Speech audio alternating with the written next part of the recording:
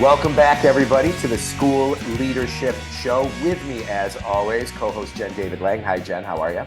Hey, I'm very excited to be here today. I didn't think ahead about the appropriate adjective to describe your co-hosting this. We've used yeoman. How about intrepid?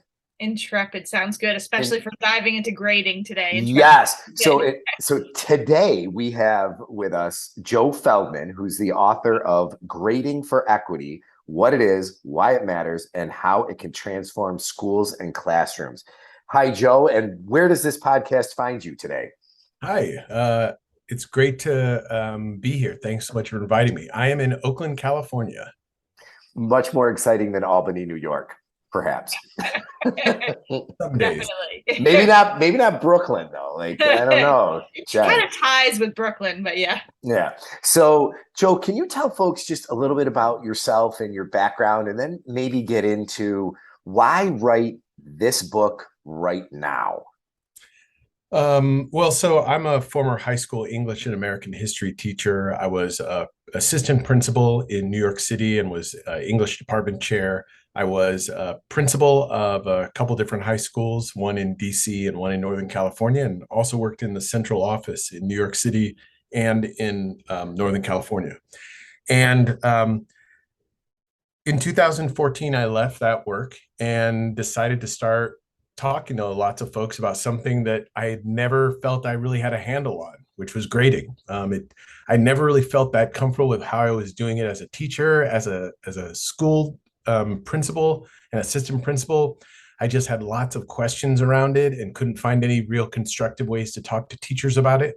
As a district administrator, I had another perspective on just how nagging these problems were at all levels. And so I found I wasn't alone. There were a lot of teachers and principals and district administrators who were similarly confused and vexed and just uncomfortable with how grading was happening, and no one had a real productive way of having the discussions around it.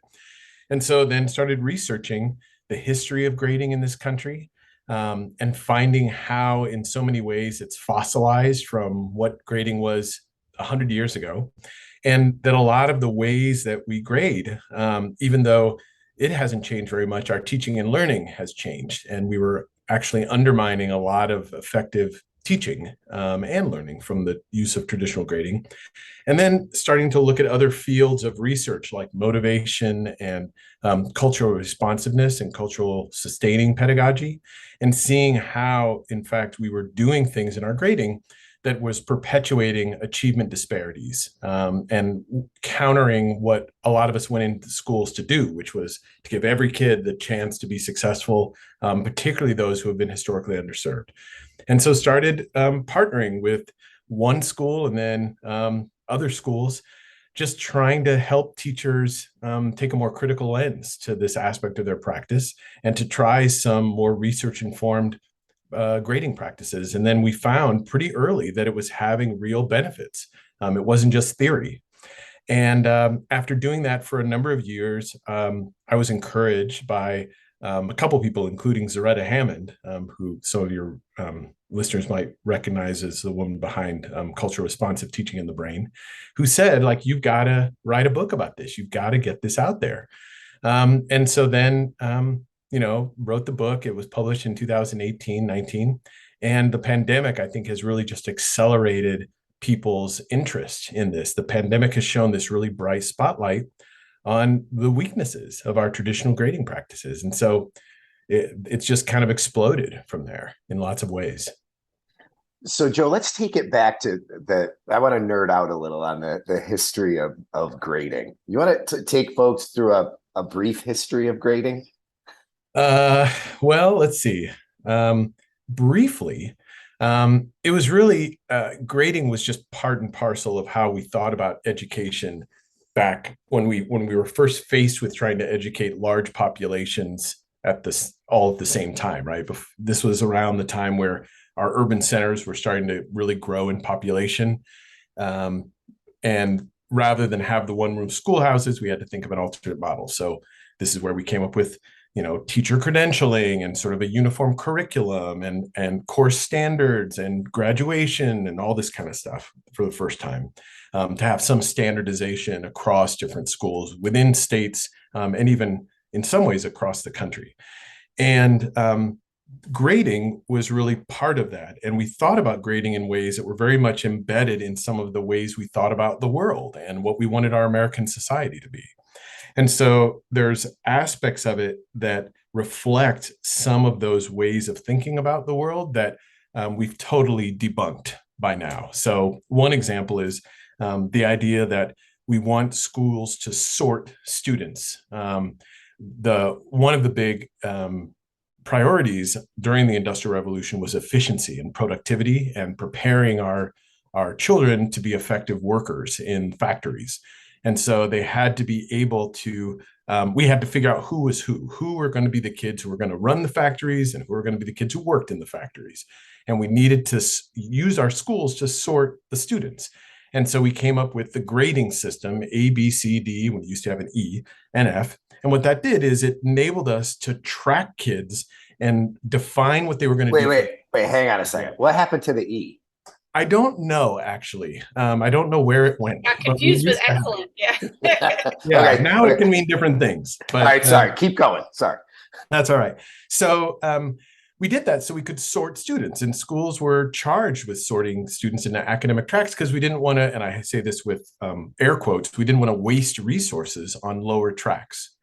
And this idea that schools should sort is really not what we want our schools to be. We want our schools to provide as many options as possible for our students and let them decide what they want to do with their lives. That's one idea. Another idea is the idea of the best way to motivate is through extrinsic motivation. Right? If you want to make people change their behavior, you give them things, rewards and punishments external to them. And now we've learned from Carol Dweck and many others from the 70s about how motivation is much stronger when it's intrinsic, and extrinsic motivation actually decreases performance when it's around higher order thinking and creativity and learning. So because these ideas were baked into our schools and integrated into the way that we grade, even though we've gotten out of those ways of thinking about schools in some ways, it still is contained in the way that we grade. And until we take a more critical eye to these traditional grading practices, we're not going to be able to move that aspect of our practice forward.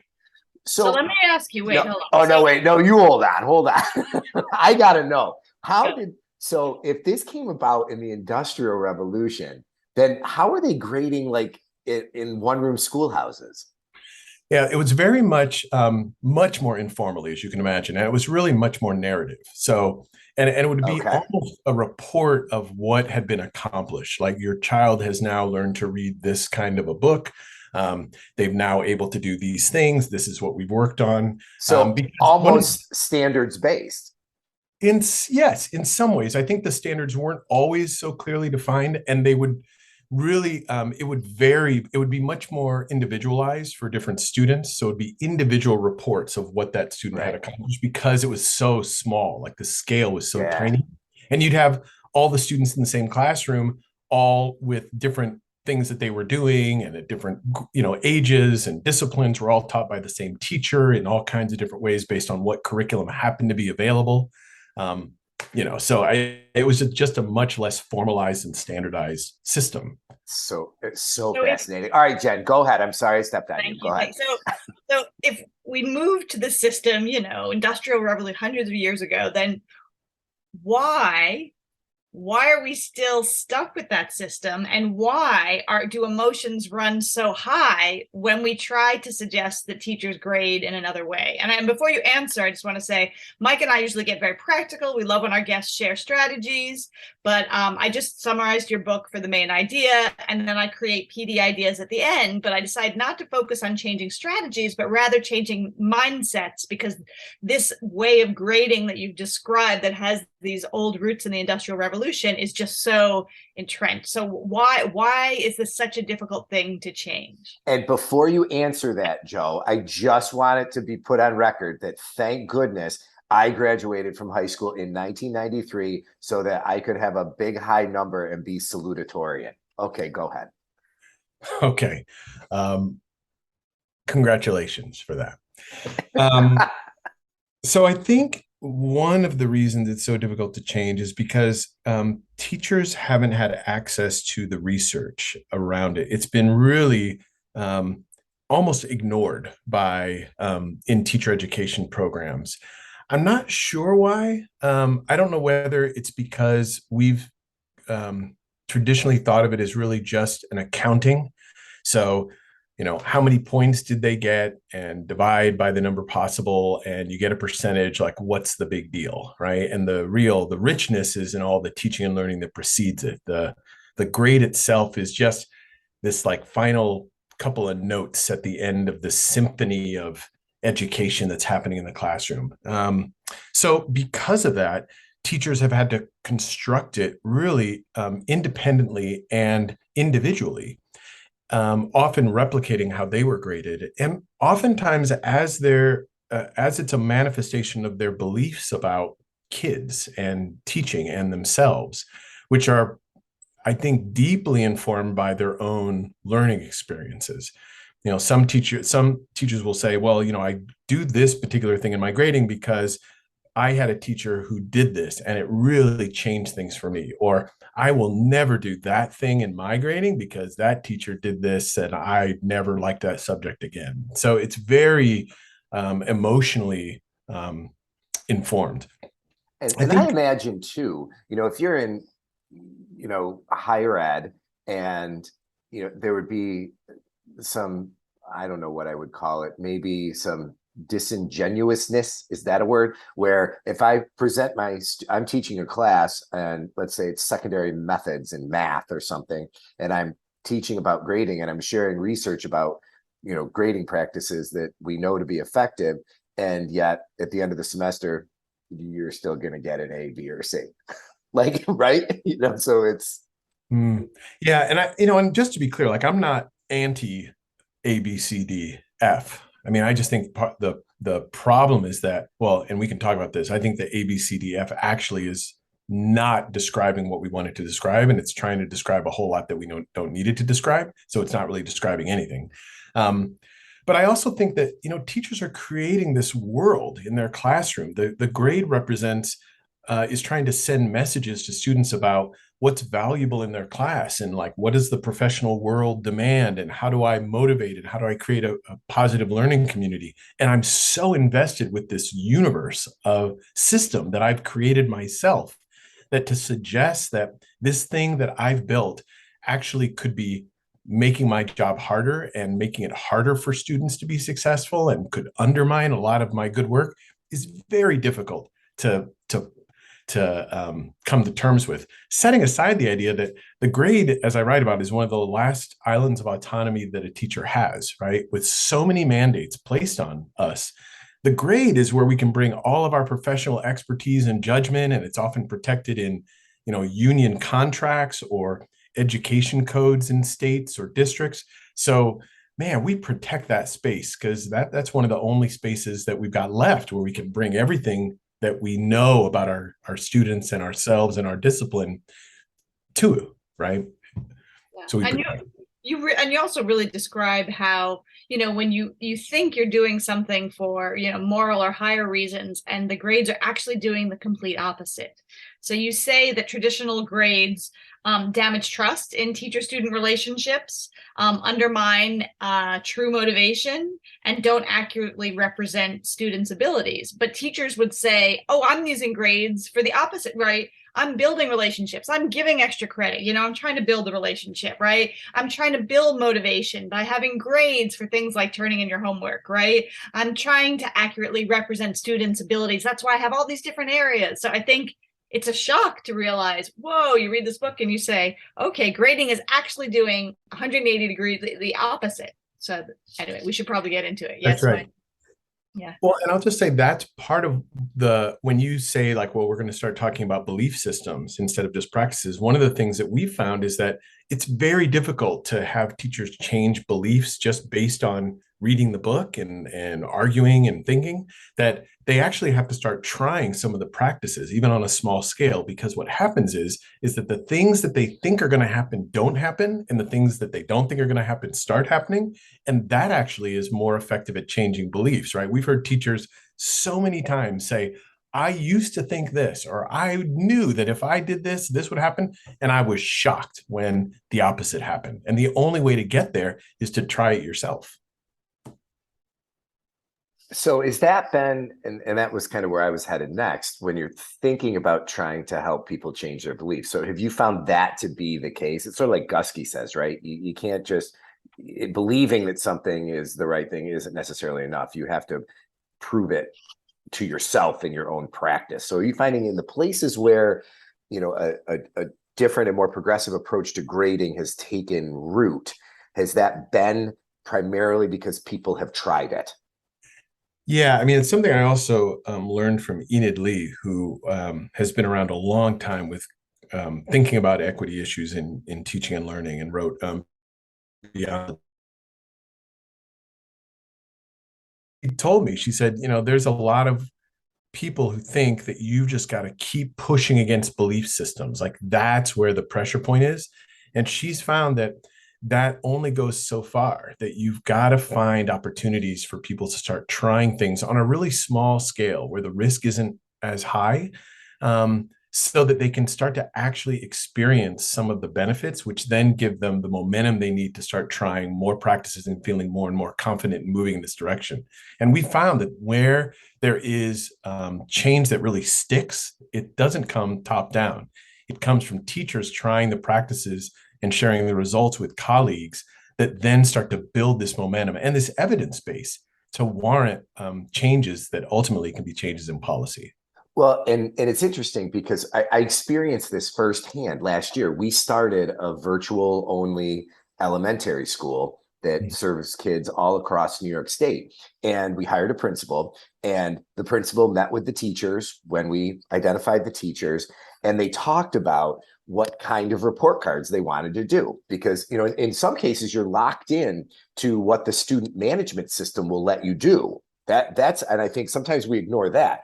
The student management system that we're using allows for a standards-based report card. And when they had the conversations, it was the teachers who said, listen, when we send these kids from all over the state back into their brick and mortar schools, how are their teachers going to know what they know? Is it going to, the A isn't going to do it, but, recognizes numerals 1 through 10. Okay, might, so I'm wondering if you've had similar experiences like that. Yeah, I mean, that does a whole lot of things, both for external communication, right? Which is what you were talking about in that example. So, how can we help colleges know, or other teachers or parents and caregivers know, and the students for that matter.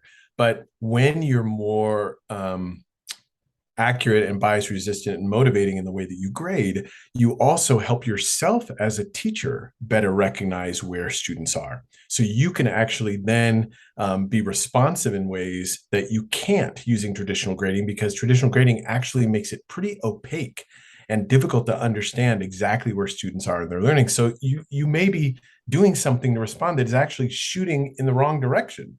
And this can actually empower the teachers to feel more effective themselves, because they're getting much clearer information about where their students are.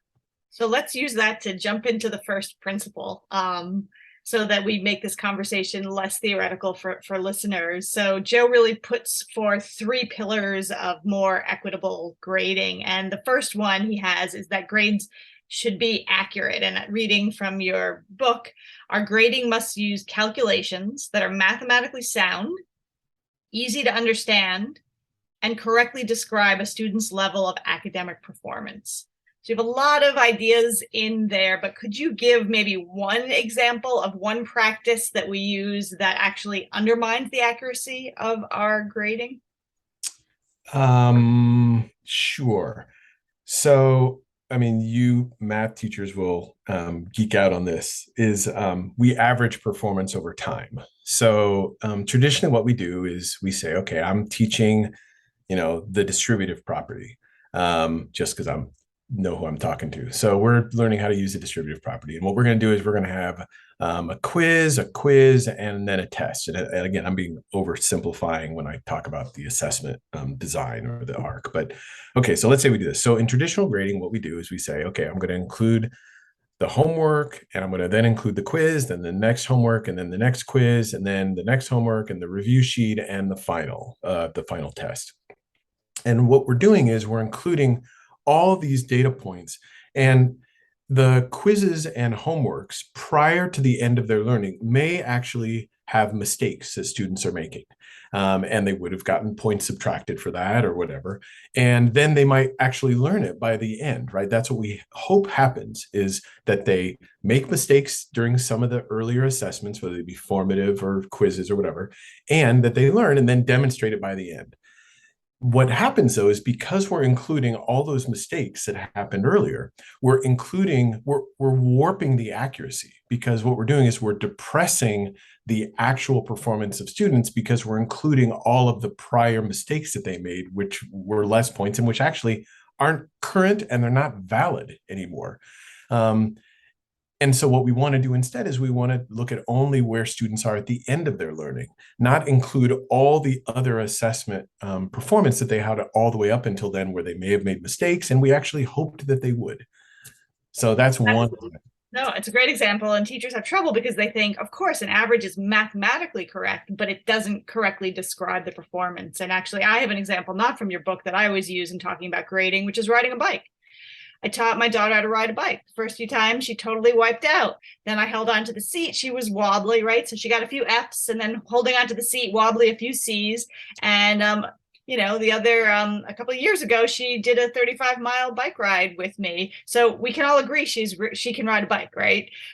So should we average in those F's and C's? So F, C's, and then A, so she'd probably get her on a C. That's ridiculous. We'd all agree she knows how to ride a bike. So I think that's helpful for the non-math people in the audience. I also liken it to, the folks that I work with. So if I ask one of our employees to do a report or make some slides or whatever, and they give them to me as a finished product, you don't look at it and be like, oh, that's a B+, thanks. No, it's, this isn't, here's the growth producing feedback, make it how it needs to be, right? I wonder, Joe, do you have a favorite grading metaphor? Which way do you go when you're trying to have the conversation with people who are like, well, it was good enough for me? Yeah, I mean, after having done this a long time, like, I've heard all kinds of critiques and questions. I just have a whole battery of analogies, right? Whether it be things in the professional world, like, okay, as a teacher, when you're being evaluated, nobody says, okay, let's take how they did in their first evaluation when they were just starting teaching, and we're going to average that performance with how they did at the end of their 10th year. And that's how good a teacher they are. Like, we would never do that, right? Or the bike analogy is a great one. Or like doing your driver's license, right? They don't say, well, actually, because you didn't do well the first time and you had to retake it, we're only going to let you drive during certain hours of the day. Like, that's not how the world works. Only at the highest levels of performance, right? Like, you're an opera singer or you're performing heart surgery or things like that. You have to do well, and people are going to look at, like, how did you do yesterday and how did you do the day before? Like, that really matters. But they're not looking at how you've done over your whole career. So I just think there's so many persuasive analogies in the world that we all know that helps to dislodge teachers from just using what the gradebook software does, which is the gradebook software just averages. So I guess I'll let it average. Well, and I want to be sensitive to time. I can't believe how fast a half hour goes.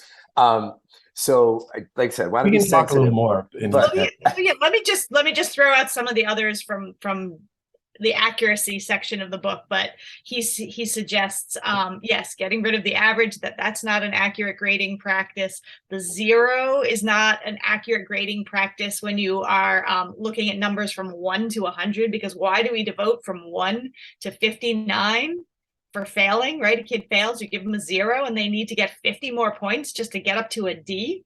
So he has a number of practices that are not accurate, but I think because of time, you'll have to read about those. And his second pillar, in addition to that grades should be accurate, they should also be bias resistant, right? Grades should be based on valid evidence of a student's content knowledge and not based on evidence that is likely to be corrupted by a teacher's implicit bias or that reflects a student's environment. So I don't know if you have one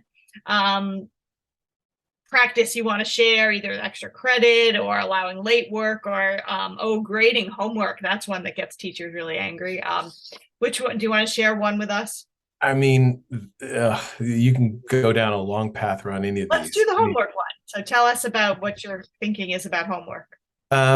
So it also relates to motivation, actually. And all of these, I'll just put as a caveat, all of these practices implicate all three of the pillars. It was just a way that I could house them. So even in the averaging, there's aspects of it that are demotivating and that incorporate and allow institutional biases to permeate into our classroom.